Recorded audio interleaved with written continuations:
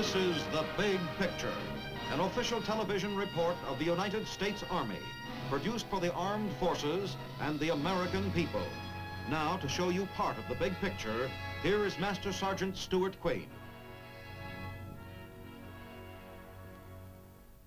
According to Secretary of the Army, Wilbur M. Brucker, the mission of the United States Army is to conduct prompt, sustained, and successful combat operations on land, to defeat enemy forces, to seize and hold ground, and to dominate an enemy and his means of making war. Nothing has occurred which has made the accomplishment of this mission any less important. Though technological advances in modern warfare will undoubtedly play a significant part in any future hostilities, the specific mission of the Army will continue to be of vital importance: to move in, eliminate enemy resistance, and secure and consolidate hard-won gains. In addition, our Army must be prepared to cope with brush fire conflicts or limited local aggression, requiring well-trained combat units made up of highly skilled soldiers. The skilled, well-trained soldier is no accident. He is the result of good leadership. Leadership is the key to the successful accomplishment of the Army's mission. Every Army leader is important, from the man who wears stars on his shoulder to the man who wears stripes on his sleeve. Of all the Army leaders, the one who comes in closest contact with the men, the one who can influence the soldier greatly, is the NCO, the non-commissioned officer. In theory and in practice, the non-commissioned officer guides his men, sees that they know their jobs, tests them, corrects them when they make a mistake, leads them on to their missions, and often has their safety in his hands. Training the non-commissioned officer to be a good leader is a vital job, carried on in many Army schools in this country. But leadership abroad, wherever our soldiers are stationed, is also important. And in Munich, Germany, the 7th Army conducts an NCO Academy designed to fill the need of perfecting the leadership techniques of the non-commissioned officer. Here at the NCO Academy, the primary mission is to broaden the professional knowledge, responsibility, and reliability of the non-commissioned officer, and to indoctrinate him with the high standards required of an efficient non-commissioned officer. Well, this is it. Graduation day at NCO Academy. Never thought I'd make it. Never thought they'd be sending me to school in the first place. I was doing my job back at Fort Bragg and doing it pretty well, I thought. Then transfer overseas, and NCO Academy in Munich for further specialized training. Hardly seems possible that it was only 4 weeks ago when I carried my gear onto the school grounds and checked in to begin my training.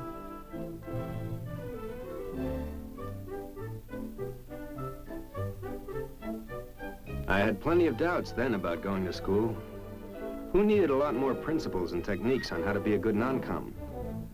I knew how to put a squad through drill formation and to teach them how to take apart a machine gun and all the other non-com jobs. I knew the book, I thought, so why'd I have to go to school? Registration. And as I was signed in, the doubts in my mind must have showed plenty.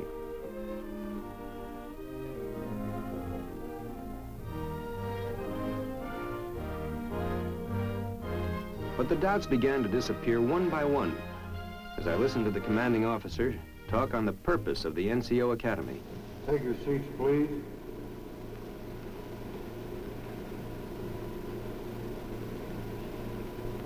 My name is Darnell. I'm the commandant here at the Non-Commissioned Officers Academy. You're here this morning to receive certain information and instructions concerning what will be expected of you and what you can expect during the time you're here at the Academy. The purpose here also is to make you aware of the tremendous responsibility that confronts the non-commissioned officer corps and to provide you with some of the tools that will aid you in discharging these responsibilities. You are non-commissioned officers. I purposely stress that word, officers. You have the same responsibility that I have. The only difference between you and me is that we have a different piece of paper from the government. So maybe just having stripes on the sleeve didn't automatically make successful leaders. Maybe some of those principles and techniques could make me and the other fellows in the class better leaders. A hard, practical course was ahead, the colonel said. Only the best of us would remain to the end. It was a challenge, and suddenly we knew we were going to try our very best to meet it and see it through. Sure, I knew my job as an NCO, but seeing it spelled out that first day in class, I couldn't help wondering, could I answer a positive yes to all those qualifications for a good non-commissioned officer? Responsibility, willingness, confidence, high standards. Had I really been living up to them? Well, now was the time to find out. First of all, dress. Had I been setting a good example for the men as far as appearance was concerned? A soldier has to look like a soldier, especially a United States soldier in a foreign land. In a way, every one of us is an ambassador. They judge our country by how we look and act. But classroom work wasn't enough. I had to follow through with long hours of work back in quarters. Physical fitness is top priority for the soldier, and it's up to the non-com to know the techniques of keeping fit. Sometimes a soldier's life can depend on a limber muscle, a quick physical reaction. An exercise well performed today can mean a life saved tomorrow. To display and develop leadership capabilities is one of the basic principles of the Academy. I got a chance at leadership through all command positions. Gradually, I was building a new confidence, the knowledge that whatever the challenge, I would be equipped to meet it. I'd made my share of inspections back in the States, but I never realized that I too was under inspection, that I was measured as a non-com by the degree of efficiency I showed in the performance of my duties. Every major subject of importance for the non-commissioned officer is covered at the Academy. Folding a flag is a ritual that calls for careful procedure.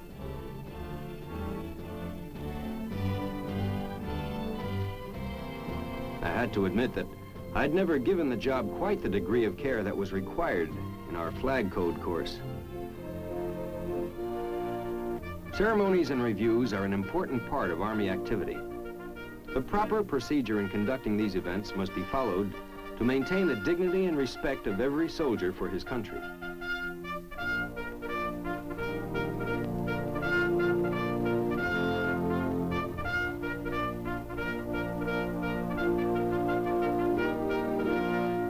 In practice ceremonies, I learned the fine points of formations that add polish and distinction to an outfit and draw praise from onlookers. One of the non-com's key activities is teaching, and the instructor training program made me realize there was a lot more to teaching than I ever figured.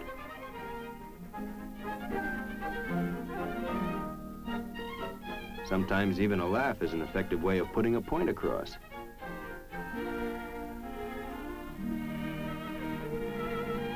The point here was the value of using practical demonstrations and visual aids whenever possible. Each day's schedule at the Academy brought new challenges. Courses ranged from how to maintain discipline to orientation on world politics, with some mighty interesting subjects in between. Vital among the non-commissioned officer's duties is his ability to lead his men safely to and from an objective. The purpose of the map reading course is to develop this ability within the non-commissioned officer and to teach him the techniques required to conduct effective instruction in map reading. In the classroom, I reviewed map coordinate codes and the basic information used on maps. I studied the Universal Transverse Mercator Grid System, which is a big name for how to get where you want to go in the shortest possible time.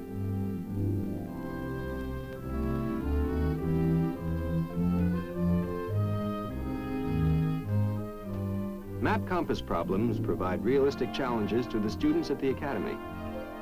In the field, classroom instruction came in for practical application as I proceeded with the other students to designated stations marked in military symbols on our maps.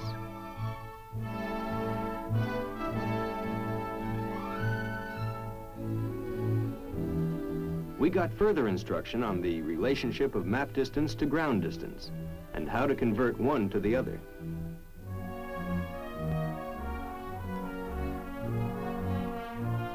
We reviewed the methods of expressing topographical variations on a map and the use of contour lines in determining elevation and relief.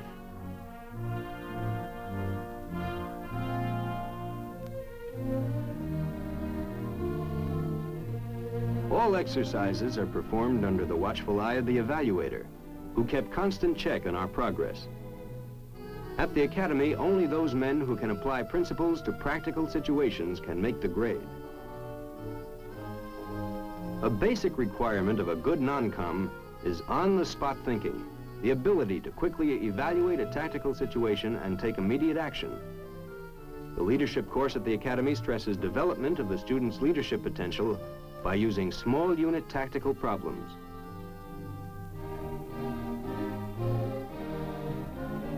Basic combat formations of the squad and platoon are taught, and I got first-hand experience at organizing and grouping individuals into a team.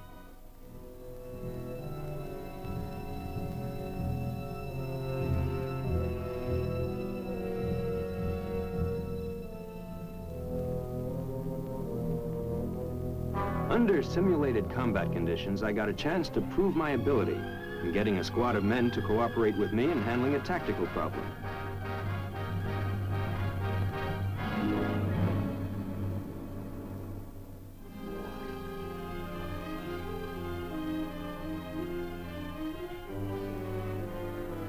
Accent here was on teamwork.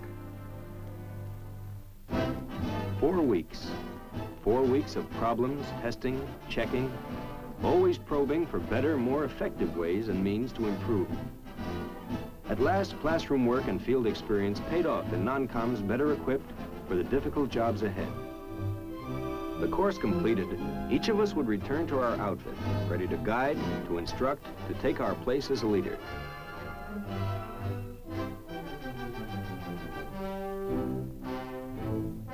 The one thing above all else that I would take away with me was confidence. Confidence in knowing that as a result of this additional special training at the NCO Academy, I could be sure that I now looked, acted like, and could do what was expected of a non-commissioned officer in the United States Army.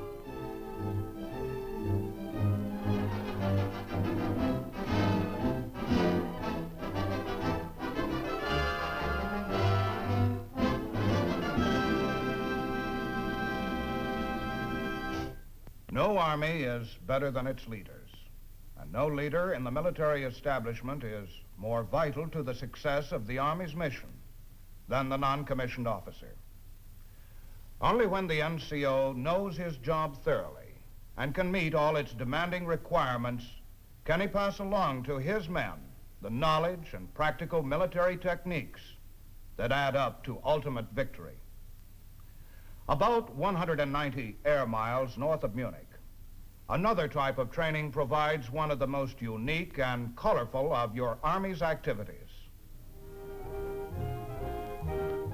This is the headquarters of the Horse Platoon. Attached to the 287th Military Police Company and assigned to the Berlin Command, it is the only unit of its kind left in the United States Army. The Horse Platoon gets its members from the regular Army, drawing on those recruits who have had some familiarity with horsemanship and have selected the military police for their specialized training.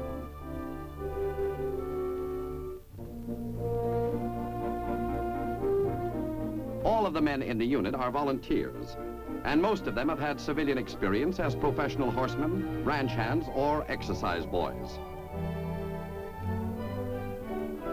Interviewed and welcomed officially to the platoon, the new recruit is taken to the stable area and assigned a mount.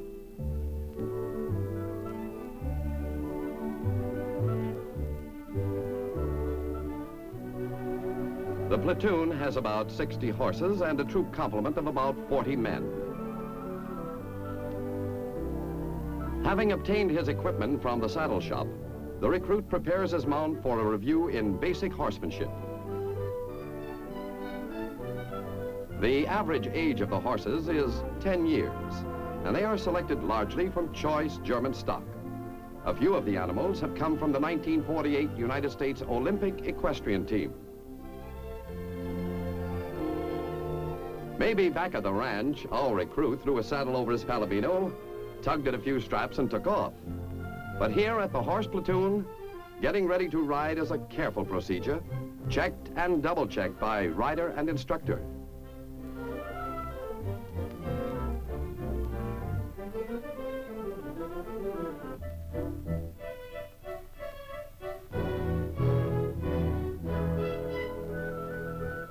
To maintain the highest standards of the unit, a detailed training schedule is followed.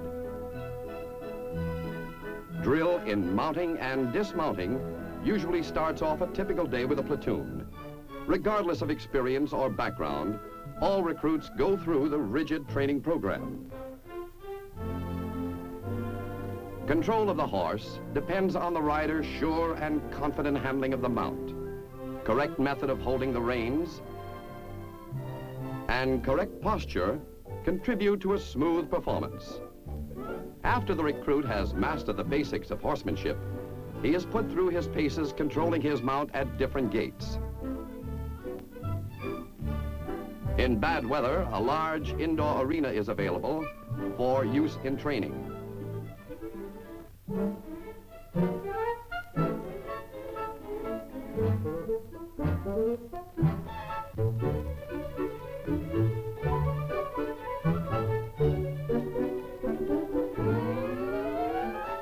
The horses are trained to meet the particular demands of the platoon, whose principal emergency mission includes dispersal of mobs and control over all types of crowds or disorderly elements.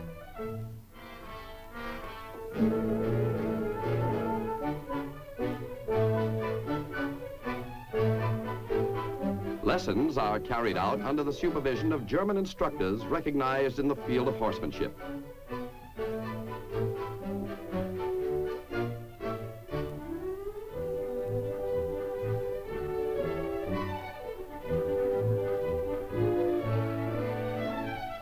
The mounted training program covers all phases of horsemanship, including jumping over obstacles and other maneuvers which may be necessary in the performance of the platoon's duties.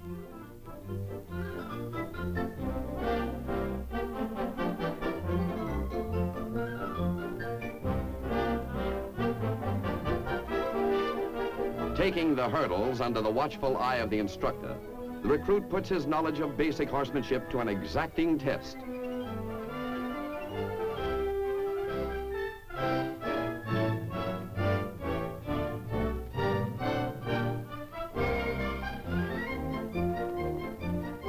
Often, men and horses are put through their training amid the various conditions that might be encountered during an actual mission.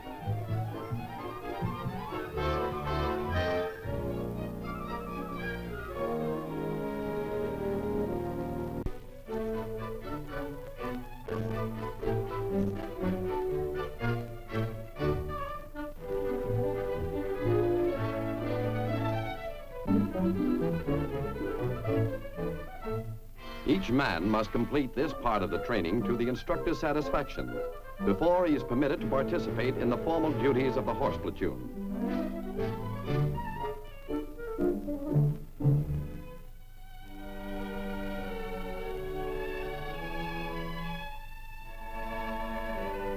One of the platoon's principal assignments is to patrol the border that separates the American sector of Berlin from the Soviet zone.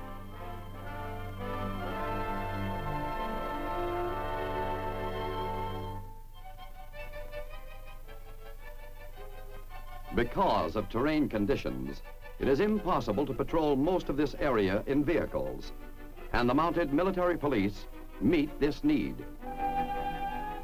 Survey of the area is carried out regularly by the patrol, and any irregularity is noted.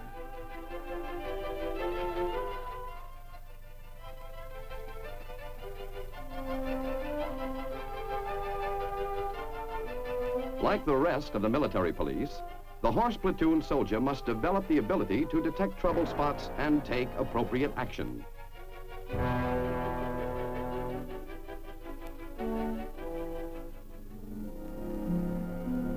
The horse platoon is quartered separately from its parent company, and its stables are located at the southern edge of the American sector in Berlin.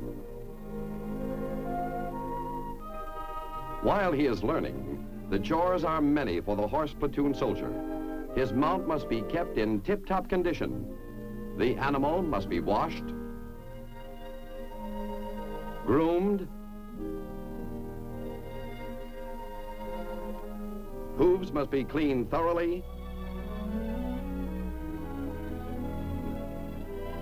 leather equipment must be conditioned, and a host of other maintenance duties keep the men stepping. In addition to his duties as a horseman, the horse platoon soldier is subject to the same type of training that other soldiers receive, and he has the same responsibility for neatness and order that other soldiers have.